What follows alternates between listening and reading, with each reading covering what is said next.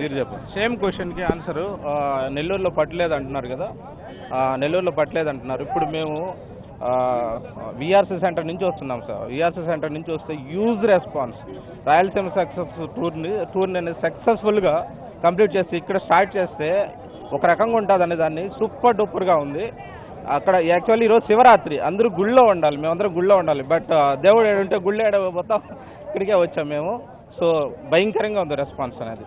అది సార్ నెల్లూరు జిల్లాలో మొత్తం నెల్లూరు జిల్లా వ్యాప్తంగా జనసేన పార్టీకి సంబంధించి అన్ని నియోజకవర్గాల్లో ఎలా ఉంది పార్టీ బలోపేతానికి సంబంధించి? మీరు కార్యకర్తలుగా ఎలాంటి కృషి చేస్తున్నారు? మిమ్మల్ని ఇక్కడ లోకల్ లీడర్స్ గుర్తిస్తున్నారా లేదా జన సైనికుల్ని?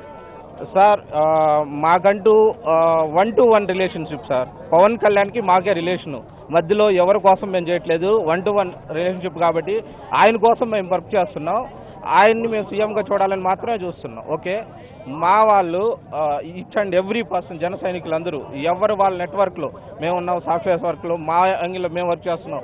మా లీడర్స్ అంతా ఇక్కడ లోకల్లో ఉన్న ప్రచార రథాలను తయారు చేసుకొని ప్రతి ఇంటికి వెళ్ళి తలుపు తట్టి మా యొక్క మేనిఫెస్టోను వాళ్ళ దగ్గరికి తీసుకెళ్ళి each and every point pin కోడెడ్గా ఎక్స్ప్లెయిన్ చేస్తున్నారు సార్. వర్క్ అనేది రెస్పాన్స్ ఉంది, ఫలితం అనేది దాని తగ్గట్టే ఉంటుందని మేము కోరుకుంటున్నాం సార్. పవన్ కళ్యాణ్ ఒక మాట అన్నారు నిన్న, నేను సోషల్ డాక్టర్ని, రాజకీయ వ్యవస్థను చికిత్స చేస్తా అని అన్నారు.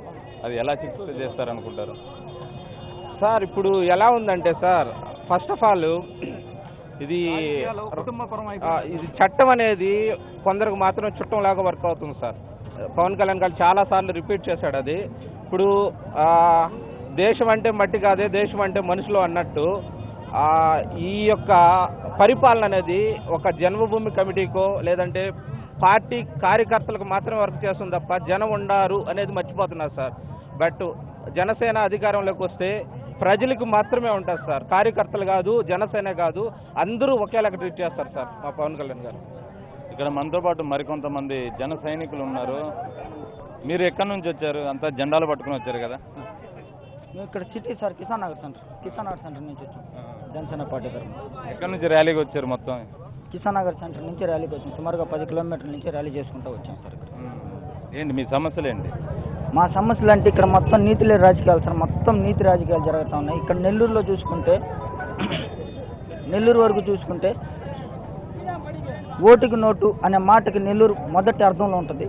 ఇప్పుడు ఒక్కొక్క వార్డుకి ఒక్కొక్క బూత్కి ఇంత, ఒక్కొక్క మనిషికి ఇంత అని చెప్పేసి వైసీపీ వాళ్ళు కానీ టీడీపీ వాళ్ళు కానీ చెప్పి మరీ పిల్లకాయలు తీసుకునే పొజిషన్ వచ్చేసింది. ఆఖరికి ఒక్కసారి మా పవన్ అన్న రావాలి, వస్తాడు, ఖచ్చితంగా వస్తాడు, గెలుస్తాడు, ఒక్కొక్కడికి అప్పుడు ఉంటుంది. అంటే జనాలు డబ్బుకి అమ్ముడుపోతారంటారా? డబ్బుకి అమ్ముడుపోట్ల, కానీ తెలవట్ల జనాభాకి తెలవట్ల ఎవడు ఎలాంటి వాడు ఏందని. ఒక సినిమా తీస్తే ఒక నెంబర్ 1 హీరో, ఒక సినిమా తీస్తే ఒక 50 కోట్లు వచ్చే హీరో అన్నీ వదులుకొని ఎండలో అవసరం లేని ఇదంతా అవసరం లేదు ఆయనకి, అన్నీ వదులుకొని మీకోసం వీళ్ళు ఏందంటాడు, ఒకడేమంటాడు, ఒకడిని సీఎం చేస్తే నేను 5 ఏళ్ళ ఇది నేను చూస్తానంటాడు, ఇంకొకటి చేస్తే 30 ఏళ్ళు నేను మిమ్మల్ని కాపాడుతాడు. మా అన్న ఒకటే అంటున్నాడు, 25 సంవత్సరాల భవిష్యత్తు మీకు ఇస్తా అంటున్నాడు. ఒక్క అవకాశం మాకు ఇచ్చి చూడండి అని చెప్తున్నాడు.